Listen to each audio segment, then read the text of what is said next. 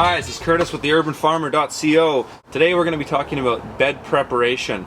All the things you need to do to get a previous crop turned under, soil amended, rototilled, and ready to be planted again.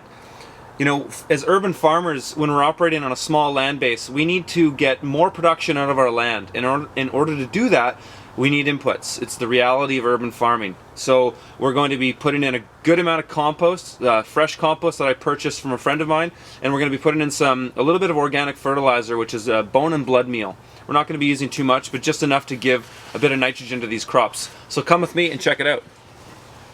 So these are the materials we're going to be using. This is really nicely finished compost that I got from my friend Dean here in Kelowna.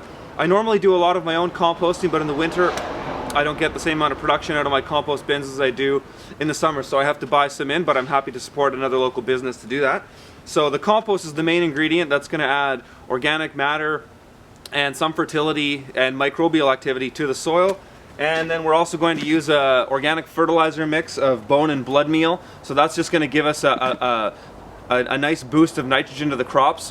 One thing I've found over the years growing in the winter and the far shoulder seasons is that the crops will often draw more, they need more nitrogen in the winter because they're not getting as much sunlight and heat units as they do in the summer, so they have a tendency to pull more from the soil and they need more from the soil to grow. So we're going to use some of this and the compost, and watch me while I spread this over the beds.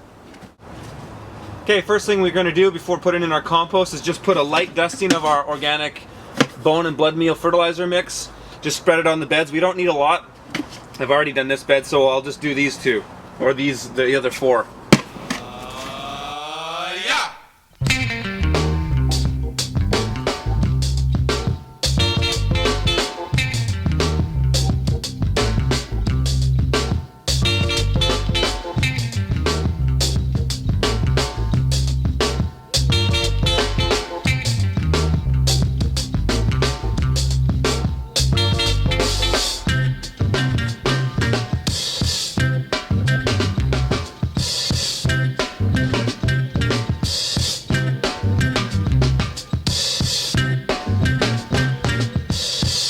So now that we've got our compost and fertilizer spread, you'll notice that I've got the ends of the greenhouse open, so that's just so I can get right to the edge of it, maximizing the use of my bed space in the greenhouse. Watch as I till. Just you'll notice that I always stay on the walkways or I straddle the bed. I never step on the bed, and that's the idea. We don't want to compact our beds.